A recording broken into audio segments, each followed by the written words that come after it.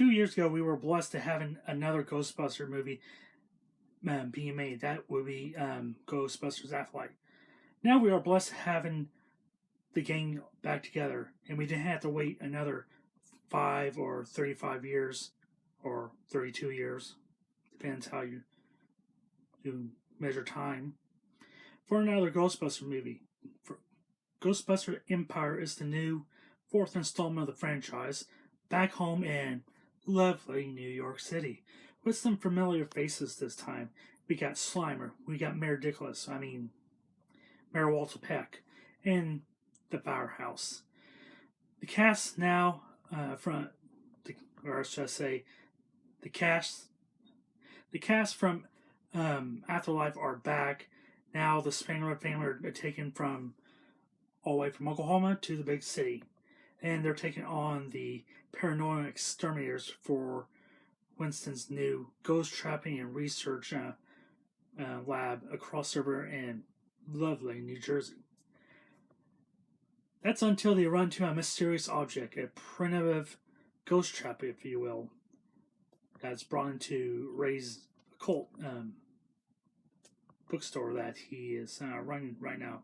Of course, aside from dealing with this ice phantom, another mischievous phantasm, Frozen Empire also explores everyday issues such as a potential new step-parent, such as the Paul Rudd character potentially might be the new stepdad, and stepdad being, not your friend, but your actual dad. And Phoebe being a teenager because all she does is want to be smart and not get into trouble. And of course, enjoying your golden years, which Ray is having trouble dealing with. What I liked about this movie is mainly keeping inside the firehouse. First two movies, you're interacting in the outside world, but in this installment, you're going from the basement, you're seeing the main floor, you're seeing the main living area, and even the attic, where our friendly Ghostbuster Slimer is living. Back in the day, Kinder Toys put out a firehouse playset, which to this day I still have. Not in the best shape, but I still have it. And also it comes with it also came with a containment unit and a little ooze too. The playset is kind of a big deal if you grew up in the early 90s like I did. Last podcast on the left, host Henry Zabowski talks about he always wanted one like early in the podcast series, but also the firehouse actually showed up in the movie the Angelica Houston cult classic Witches in 1990 at the end of the movie, which I actually thought was pretty cool. I am surprised they haven't reissued the firehouse now that old Kinder Toys are in stores again, along with some of the new toys for this movie. I last saw at Target a few weeks ago, but hey, who knows? If the movie does good, maybe down the line they're reissuing that. Overall, I thought the movie was a great vibe to the movie.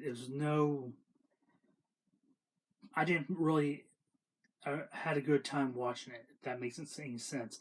Maybe some of that positive charged slime from the second movie was rubbing off on the negative and making the movie feel like an adventure. Feel like you're watching the original real Ghostbusters from the 80s like I did growing up as a kid. And later watching them on ABC Family or the Family Channel, wherever, and that's now Family Forum or Freebie or whatever that channel is called. I know I should have looked it up, but hey, Google and search. So, everybody kind of complaining about the pacing of the movie. I saw a few minor setbacks of that, but the running time is just under 2 hours. It's just about the shortest. It's not the longest, but not the shortest one in the franchise series. However, some people also didn't like that Rick Moranis and Sigourney Weaver wasn't in this movie. My thought is, Rick Moranis made his money. He's he helped raise kids. When his wife passed away in the early '90s, and right now he's should be enjoying his golden years, folks. So maybe you lay off Rick Moranis if he wants to do Ghostbusters the next time around. I'm sure he can contact Jason Reitman. And when it comes to Sigourney Weaver, I mean, she had literally 2 movies. The 2 movies were sort of about her, about getting possessed and about the kid.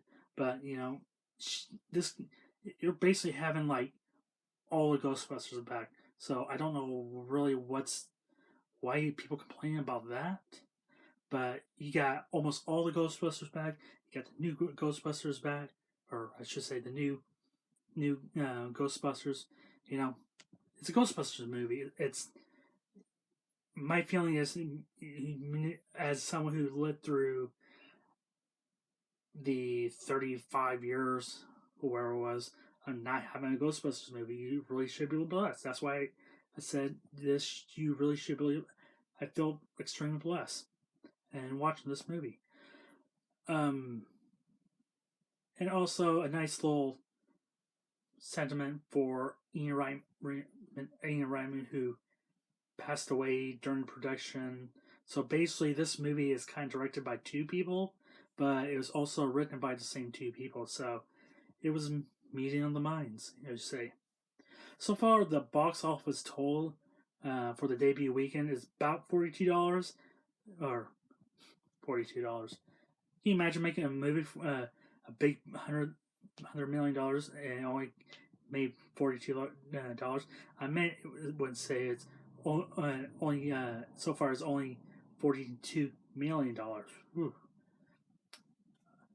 That was a close one.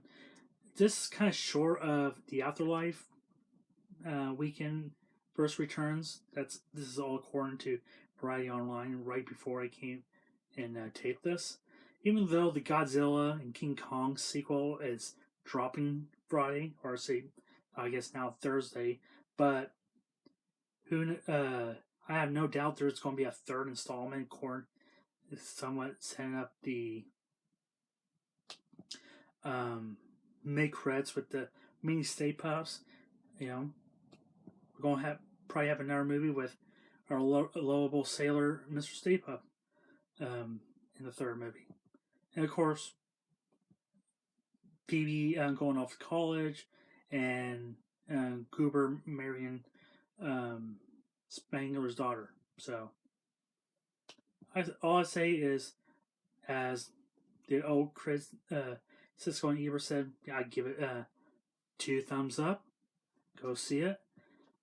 I'm going to see as much as I can before the 3 weeks.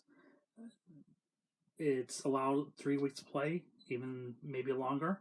So, enjoy Ghostbusters Frozen Empire.